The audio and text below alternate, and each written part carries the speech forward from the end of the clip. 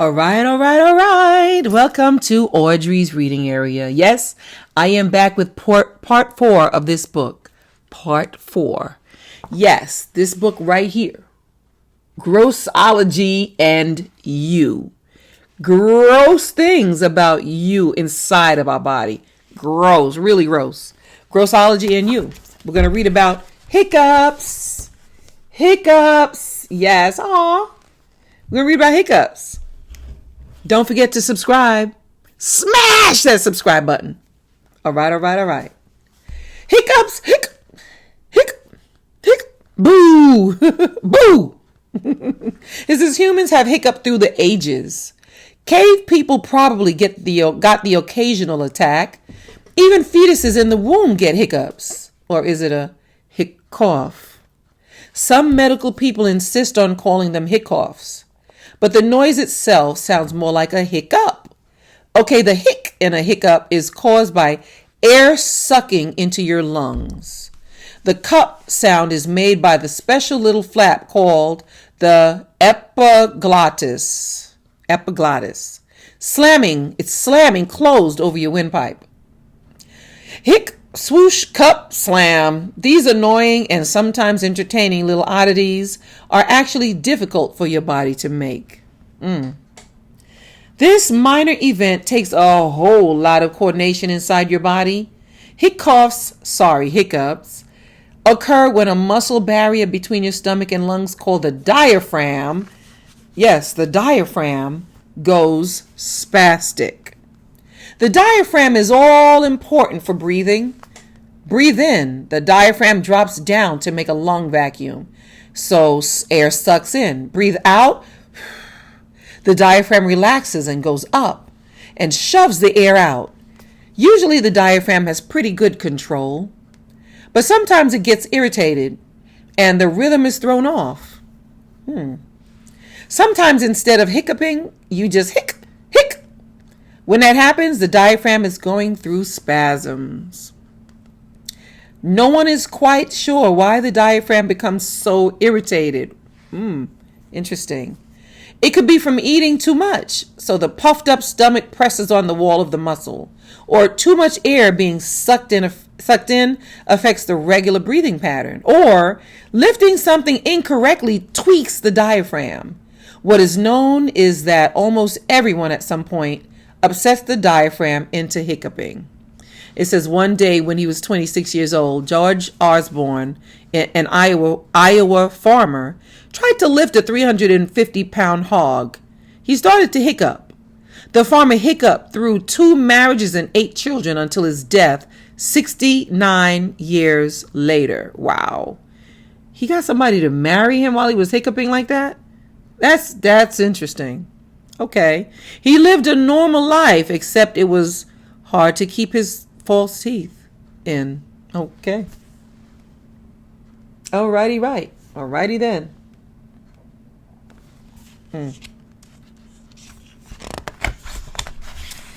Hiccup cures that don't actually work. It says hold your breath for 1 minute.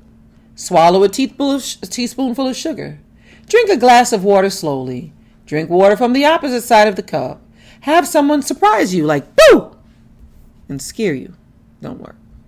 Doesn't work. Breathe into a paper bag. Give a forceful yank to your tongue. Ouch. Chew and swallow dry bread. Pull your knees up to your chest or lean forward. Don't think about your hiccups. Cover your head with a wastebasket and have someone beat on it. Spit on a rock and then turn it over. I don't get that one.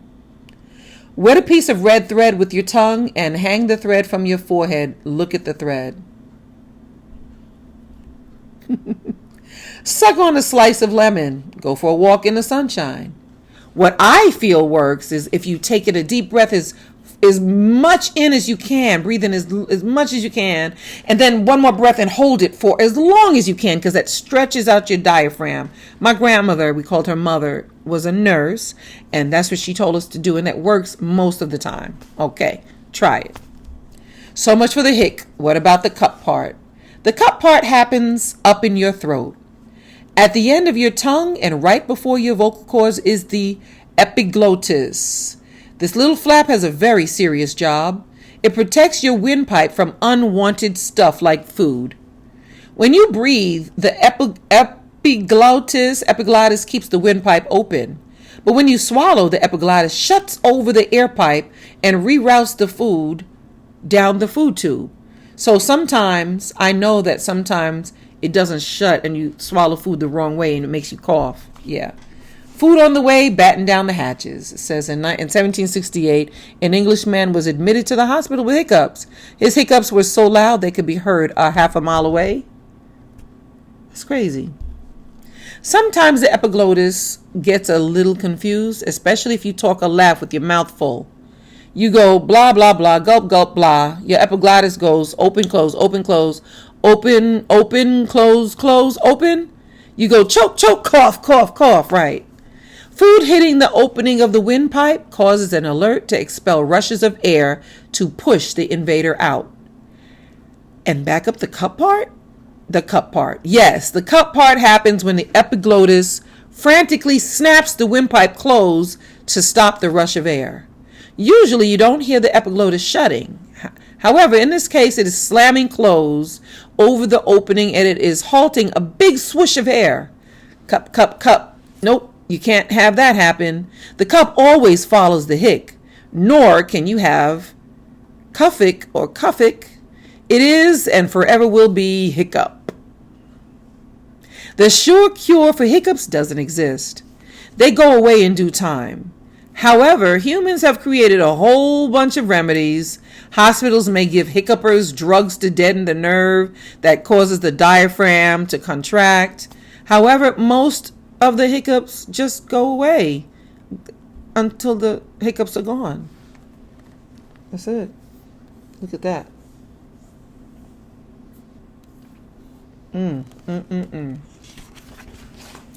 Knuckle cracking. Knuckle cracking. Wow. The toe bone's connected to the foot bone, crack. The foot bone's connected to the leg bone, crack. Wow. The leg bone's connected to the knee bone, crack. The finger bone's connected to the finger bone, crack, crack, crack. Ah, you heard that. Stop cracking your knuckles. That's so vile. Vile? Yes, vile is a fancy word for disgusting. For the person doing the cracking, it is, relief. For the person listening to the crack, it is, ew, stop already. Popping your knuckles isn't all that is cracked up to be. Ha ha, very punny. You actually don't crack anything at all. The bones don't break, nor does the knuckles. The bones are not grinding together. What you are doing is pressurizing and displacing the liquid inside the knuckle. Huh? Bend your phalanges. Phalanges are your fingers. Phalanges is the Greek word for fingers and toes. Phalanges. Now back to your fingers. Notice that each finger has 3 bones. 3 bones. A small one at the end, a middle bone, and one at the base. Where 2 bones meet is called a joint. Each finger has 2 joints. The exception is your thumb, which has 2 bones and only 1 joint. So you have 14 bones in the digits of your one hand. Some people can easily crack their knuckles. Others cannot perform this feat at all, no matter how much tugging. About 1 out of 4 people are knuckle crackers. Okay. The bones are held together by straps of tissue called ligaments. Ligaments can hold the bones very tight or they can be more loose. Maybe you have a classmate whose claim to fame is the weird things he can do with his fingers. These special people are said to be double jointed. Oh yeah, I've seen that. When what they really are is long ligamented. No one has multiple joints. What they do have is especially long ligaments, which allows them to move their joints in very entertaining ways. Wow.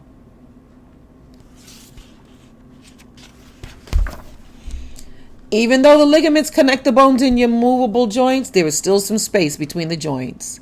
This space, or the joint cavity, is filled with fluid. The liquid coats the end of the bones, nourishes the area, kills germs, and removes garbage collected from bone wear and tear. The light yellow fluid looks and feels like egg white. Also in the liquid are dissolved gases, such as the carbon dioxide that you breathe out. When the joint is still, the fluid is thick, but it thins out when the joint moves. Finger tugging causes two bones in a joint to pull apart. This creates a vacuum. If you've ever tried to pull up on a suction cup, you notice a vacuum has formed inside. The empty space makes the gas in the joint fluid change into bubbles. So, do the bubbles pop to make the noise? Nope. More fluid crashes in and the joint snaps back and crack. After a satisfying pop, a knuckle will not crack again for about 20 to 30 minutes. Go ahead and try. This is because leftover bubbles act like shock absorbers. It takes a few minutes for these bubbles to go back into solution to become part of the joint fluid once again. Some pops and creaks and cracks are caused by tendons and ligaments snapping over a bone. Knees, ankles, and wrists are known for making this type of music. Music to no one's ears. The next time your great auntie says stop cracking your knuckles or you will get arthritis, you can tell her not to worry. Knuckle popping does not lead to inflamed joints later in life. Although doctors are not completely sure what causes arthritis, knuckle cracking has been pretty much ruled out. On the other hand, a constant knuckle cracker has a weaker grip than people who don't crack their knuckles. You still may want to quiet your knuckle music around great auntie. Since it bothers her, she may not treat you to ice cream if you bug her too much. And you know she won't. And here it says, 10 done trick. What you need, your hand and arm. What you do, hold your hand out with your palm facing you. Look at your wrist while you separately wiggle each finger. See the wrist pulsing with your finger movement, and each finger causes a different spot to move. Amazing. How does it do that? The secret to this trick is tendons. Tendons are cords that connect your bone to each muscle. The tendons are why you can move your fingers to play a piano or pick your nose. Now, turn your hand over and do the same thing. See the tendons that go up to the back of your hand.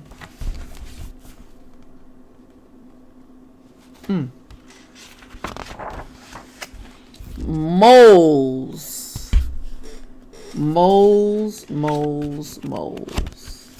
Cindy Crawford has one on her cheek. So beautiful. Marilyn Monroe was known for the one above her upper lip. How lovely some people paint them on, buy boxes of them to paste on, or even have them permanently placed on. In the French court of the 1700s, they were very fashionable. All the rage, moles? Moles, aren't they beauty marks? Yes, beauty marks are just moles by a sweeter name. It says mole comes from the old German word mehl for spot, or mile, M-E-I-L, mehl for spot. Okay. Moles are skin spots. They are the most common growth in humans. Some people have less and some people have more. But almost everyone has 10 to 50 moles on their body. Count the moles on your body. They can be pink, light brown, dark brown, or black. Their shape may be round or oval.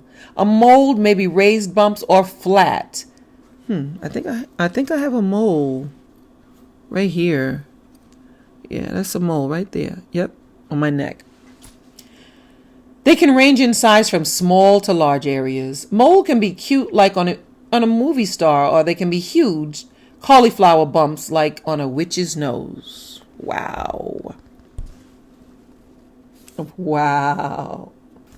That is not cute. And I don't want to think of cauliflower when I see that. Moles are melanocytes that have grown in clusters instead of spreading throughout your skin. Melanocytes are little cell factories that make pigments to give skin its color. All humans have about the same number of melanocytes throughout their skin.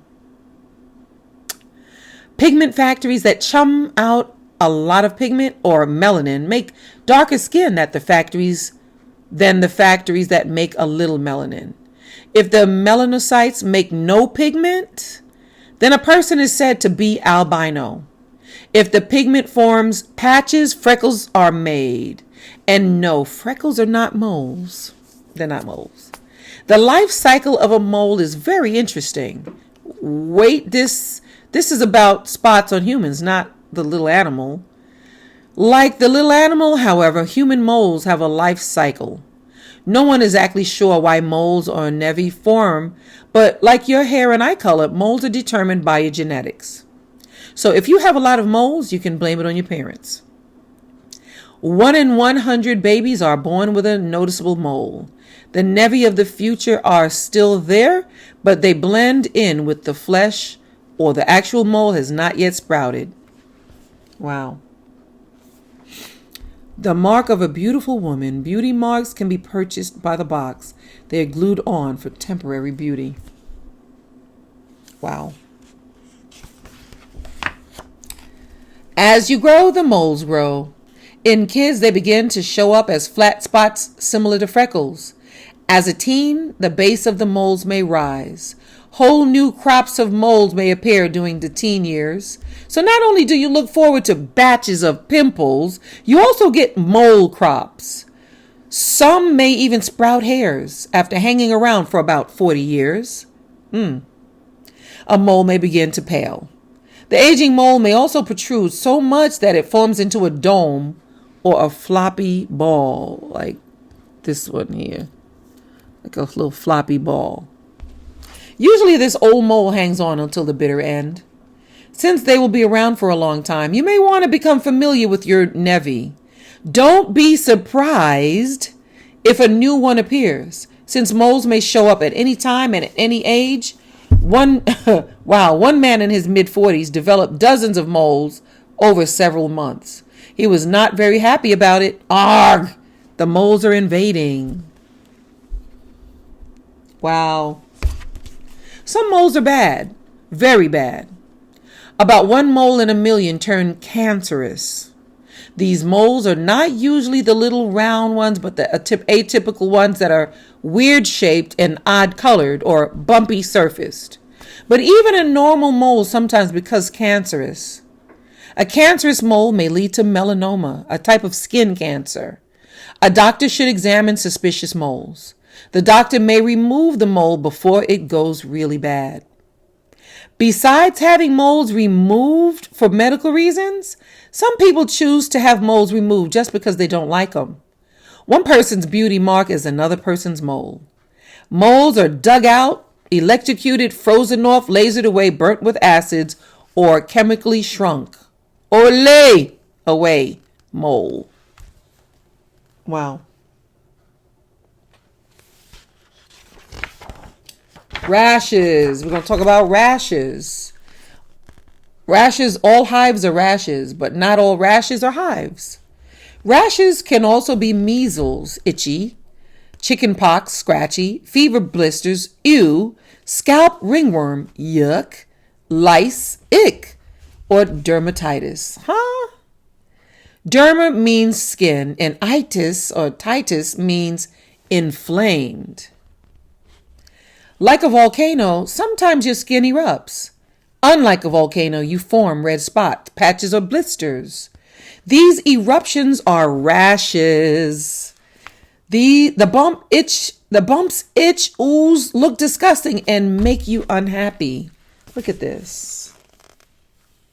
On top of the skin. This is under the skin. This is your skin with the hair coming out. This is the skin. But like beauty rashes are only skin deep. Oh, wait, let me go back to this page. It says a whole lot of things can cause rashes to pop up, such as poisonous plants like poison ivy. Yes. Viruses, fungus, allergies, even heat. Actually, just about anything that your body decides it doesn't like can cause rashes. I don't like shellfish. Bring on a rash. Cat hair? Not for me. Rash time. Skin rashes are how your body tells you it's irritated. And when your body is irritated, you certainly know it. Rash bumps come in a variety of style. Bioli are dime-sized and filled with fluid. The type is brought to you by poisonous ivy or skin irritants. Then we have the vesicles, if you prefer smaller fluid-filled bumps like chickenpox or cold sores. Hives are known for the unique red and white wet look called wheals. Patch, crust, and scale rashes need no deception, as their names tell it all. No matter what the occasion, we have the perfect rash for you. But like beauty rashes are only skin deep. Basically, your skin is like a birthday cake. It has many layers. Like I told you, it's the skin. Many layers.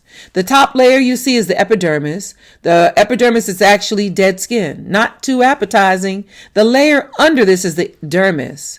You have the epidermis, the dermis. The dermis is alive with blood vessels, nerves, hair roots, and new skin cells. Finally, there is the subcutaneous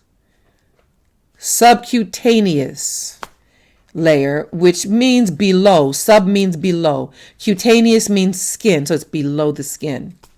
The subcutaneous layer is where the fat cells, oil glands, and sweat glands hang out. The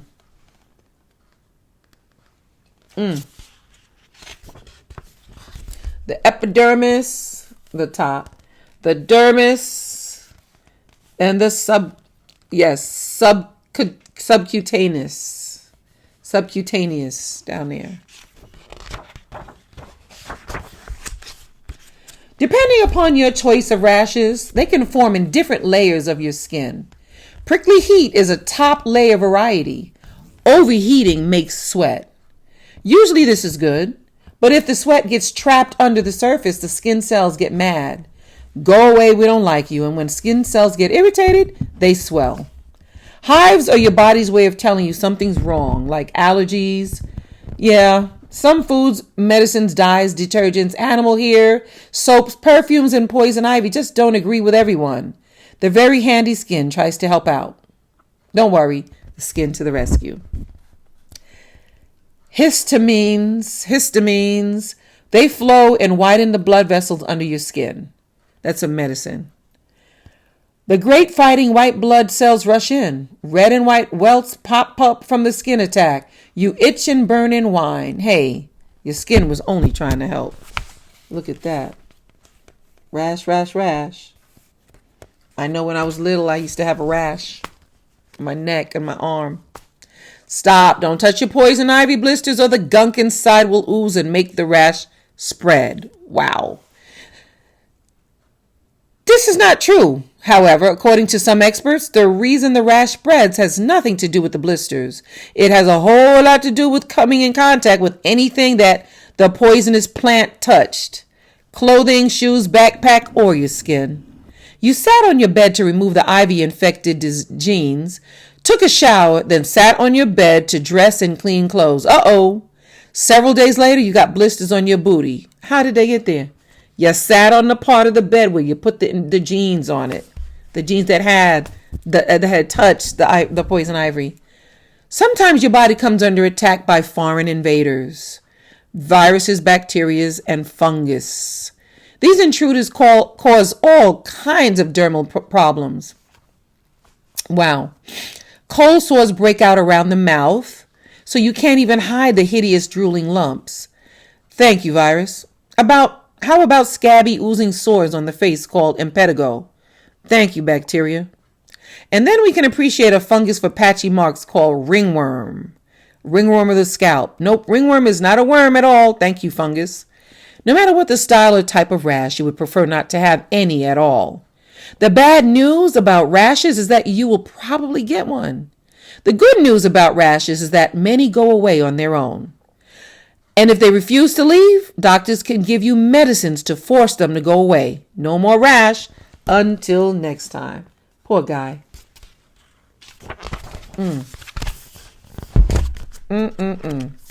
Tongues. Your tongues. Parrot tongues are fat and round. Cat tongues are scratchy. Long and drippy describe dog tongues. Cow tongues are huge. Frog tongues are fast, very fast. Human tongues are flat and wiggly. You probably haven't thought much about how disgusting your tongue is. If you were to walk down the street and find a tongue on the sidewalk, you would exclaim, "What is that pink, icy lump?" Wow. Wow.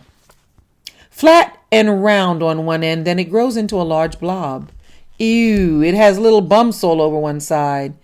I wouldn't want to touch it. Yet your tongue is constantly a part of your life. Touching your lips and mouth, wagging about, forming sounds, lifting and flopping to help you eat. It is almost as though it has a life of its own, like a giant slug living in your mouth. Ooh. Basically, a tongue is a large muscle with a layer of mucus over top. The tongue is the most agile organ of your whole body. Funny, if a person is a gymnast or a dancer, people will say he is or she is agile. But your teacher never comments on how agile your tongue is when you talk during class. I got a new one for them. Your tongue is very agile. Say tongue. Say it again and notice your tongue movement. Tongue. Tongue. Tongue is a great word for this flexible muscle since it takes all kinds of maneuvers just to say its own name. Okay, so the tongue is really a large layered muscle with a whole bunch of nerves attached. The nerves help you contort your tongue so that you can talk. They also allow you to notice cut, cold, hot, smooth, rough, wet, dry, and pain. Women can taste better than men. That's what this says right here. We can taste food better. Some people choose to have their tongues pierced. Not me. The piercing artist asks the person to stick out their tongue. Some people's tongues know that pain is about to come, so they suck the tongue back in. Nope, suck it back in. The piercer holds out these unruly tongues with a clamp. Don't worry, this will only hurt for a moment. Yeah, right.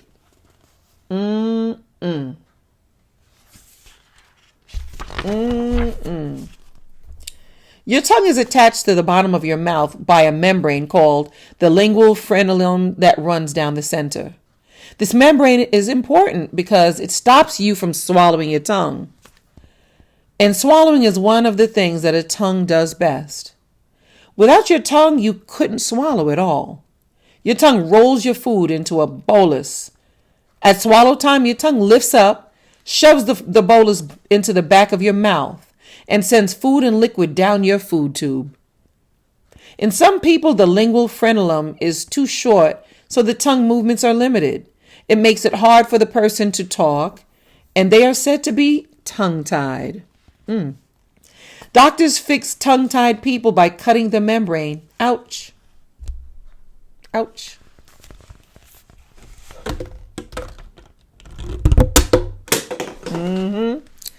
Stick out your tongue and check out the surface. Better yet, ask your brother or sister to stick out his or her tongue and study the surface. The top of the tongue is loaded with little bumps. Most people call these lumps your taste buds. However, they are actually called papillae. Papillae comes from the Latin word for pimple. Surrounding each papilla, is a moat like those around a castle. Along the edges of each moat are the actual taste buds. Each papilla contains anywhere from 1 to 200 taste buds. The food you eat is dissolved in your spit or your saliva. The spit dribbles from the papilla into the moat, hits your taste buds, and voila, you taste pizza. Or whatever food you put in your mouth. Actually, your tongue only recognizes 4 different tastes: bitter, sour, sweet, and salty.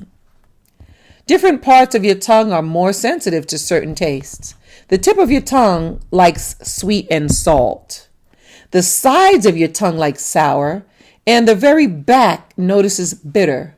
The center of your tongue doesn't do too much tasting. So, taste something like pizza, your brain and tongue work together to combine the different tastes into flavors. It says hold that tongue on this little part right here. What you need, you and your tongue. What you do, stick out your tongue. Hold on to the tip of your tongue with your finger.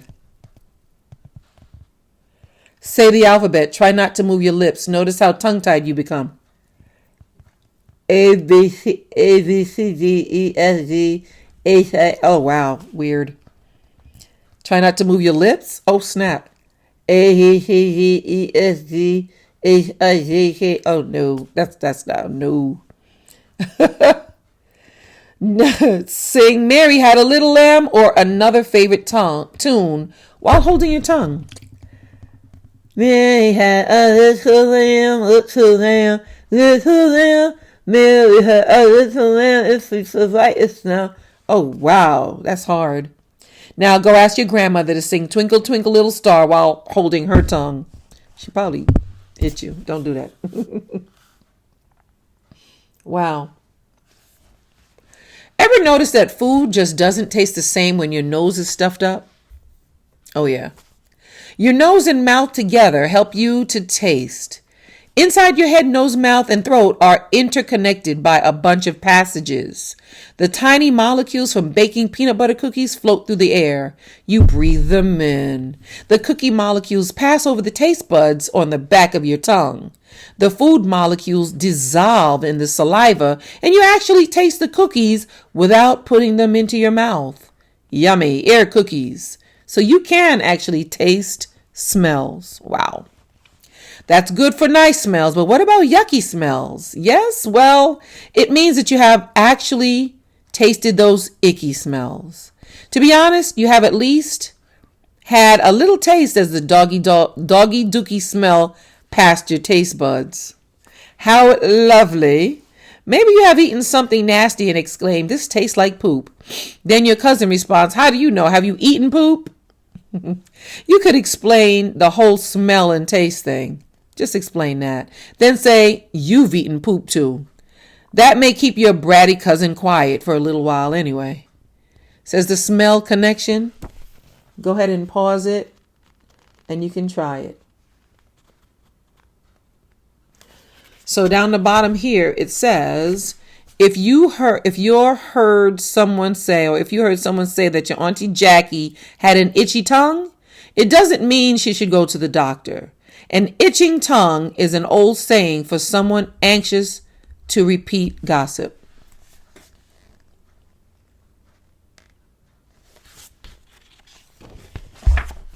Varicose veins. Wow. Varicose veins. Yes, we're going to tell you about varicose veins. So, very close vein mostly appear in older people. Isn't varicose veins? Is it? Yes, but very close veins is an accurate description. Okay, think very close, but say varicose, because varicose comes from the Latin word varix, which means a dilated vein.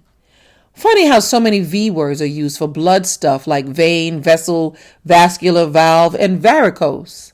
Varicose veins form a weak vascular vessel valves. Quickly say that 3 times. How very vexing. You may nicely ask your great Aunt Sally or your great Uncle George if they have varicose veins. Should they show you, in your mind, silently say, "Geez, that's so disgusting, blah, blah, blah," but aloud say, "Thank you, that's very interesting." Most of the time, people don't like to show off their varicose veins, so you might have to settle with sneaking a peek when you encounter an elder or on the beach. Veins are a very important part of your circulatory system. Basically, the system is a pump and a bunch of tubes. The pump is your heart. The tubes are your arteries, capillaries, and veins. The arteries deliver enriched blood out of the heart to the body. The heart shoves the blood to help it on its way. You can feel the push in the arteries when you take your pulse. The arteries get smaller and smaller until only one blood cell can pass through at a time. The artery is now a capillary. Once the blood is passed around all of its oxygen and nutrients, it must go back into the lungs for refueling. The veins are the route back to the heart. But by now, all of the pressure from the pump is gone. The blood moves slower. For the veins above your heart, gravity helps pull the blood down. For veins below your heart, little one-way valves keep the blood from running back down to collect in your ankles. Wow. Yep. So vein walls are thin and weak. After years of moving their blood cargo, they become stretched and flabby. Now the enlarged vein has to carry even more blood. A one-way valve in part of the vessel may stop closing all the way. The blood flows backward and pools inside an area of the vein, making a bulge under the skin. To make the situation even worse, fluids surround the area and make it swell. Varicose veins are the result, and they can be uncomfortable as well as ugly. Only 1 in 5 adults get varicose veins. If your grandparents have them, you are more likely to get them. People who are overweight or who stand more likely to develop venous problems. Kids don't get varicose veins because their veins are not yet worn out. Poor tired veins. If you took all the blood vessels in your body and tied them into a line, you could wrap your vessel string around the earth about 10 times. Wow, that's interesting. Some people swear by horse chestnut pills. Miracle cures for varicose veins may abound because the actual treatments for getting rid of them are pretty gruesome. In one type of surgery, cuts are made along the vein and surgical hooks snag and fish out the vein. Vein stripping is as creepy as it sounds. Incisions are made at the groin at the lower leg. The long leg vein is then tied off and pulled out of the leg. Ew. Sclerotherapy injects medications into the veins to seal them shut and stop the blood flow altogether. Wow. Over time, the vein shrinks and breaks down. Many folk just choose to use support stockings that bind up the legs. Yeah. Support stockings are not a cure, but take away the vein pain. Wow. So I'm going to read you this little thing in this heart right here. It says, on a veiny day, what you need, your tongue in a mirror. Okay, you can read that. Pause it and do it. Your tongue and a mirror on a veiny day. Yeah. Warts. Warts. That's the last subject we have here. Warts. Okay. Let's read our last subject. Warts. We're almost done here. Okay, admit it. You have one. A wart. Even the word wart sounds disgusting. Warts are ugly little cauliflower-like growths that sprout out on the surface of the skin. Ugly, of course, unless you are a male warthog. Male warthogs are tusked hogs native to parts of Africa. The male warthog is endowed with warts on the cheeks and between the eyes and tusks. Who knows, maybe the female warthog is attracted to the male with the largest and the most warts. Although facial warts are common on male warthogs, in humans, warts usually take root on the hands, fingers, elbows, and feet, but they can show up almost anywhere. Storybook witches and goblins have nose warts. This is not a common place for warts to grow. It says the scientific name for a wart is Verruca vulgaris. Verruca vulgaris. Very fitting, as the word vulgar can actually mean gross. Here's some fake warts. What you need: oatmeal, cocoa powder, flour, water, spoon, small bowl, toothpick, and cooking oil, which is optional. But I'm going to put this up after I read this part here. You can pause it and read it. Like ice cream, there is a wide variety of warts to choose from. Warts are not too cute, but usually they are not painful either. One type of wart, called the plantar wart, forms on the sole of the foot. This wart is painful because standing and walking causes the wart to grow inward instead of outward. Step. Ouch. Step. Wow. Wow. And this is this picture. The warts all over the place. Innocent toads have taken the blame for causing warts. Hey, if you pick up that toad, you will get warts. I've heard that before. Maybe toads started this rumor so that people would leave them alone. Warts are actually caused by a virus. A virus is a little germ that gets on your skin if you touch somewhere that it hangs out. The wart virus climbs onto your skin, gets comfortable, it multiplies, and forms the little bumpy growths. Unlike toads, you can't see viruses, so it's hard to look out for them. But you can encounter wart viruses by touching warty areas and by walking barefoot on warty floors, such as in locker rooms or shower stalls. So don't go stroking your friend's warts, and wear foot coverings in high wart areas, you guys. Wow. Wow. Given enough time, most warts go away all by themselves. Sometimes the wart hangs out for several weeks, but there are a few stubborn ones that may stay for several years. You could try purchasing wart cream from the drugstore, but most of them have limited results in getting rid of warts.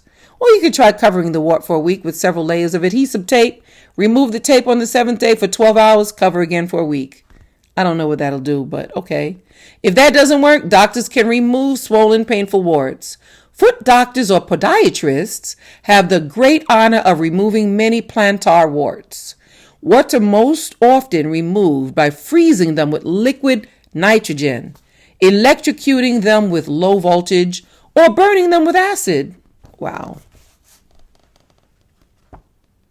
Wow. Wow. So it says rub warts with pebbles. Throw the pebbles into a grave. That's one. Number 2, rub warts with the blood from a black feathered chicken. Number 3, rub warts with the hand of a dead person. So these are all these little things that are not true about how to get rid of warts. Wow. The end. The end. It says, hey, good news. More Grossology books. Wow. Thank you guys so much for being here as I read these fun and exciting books like Grossology and You. And it's also educational. Thank you for being here at Audrey's Reading Area. And please, won't you hit or smash that subscribe button. Smash it right now. Thank you. All right. I'll see you soon as you watch all the rest of these videos, because this one was part 4. So go ahead and watch them all. See you soon.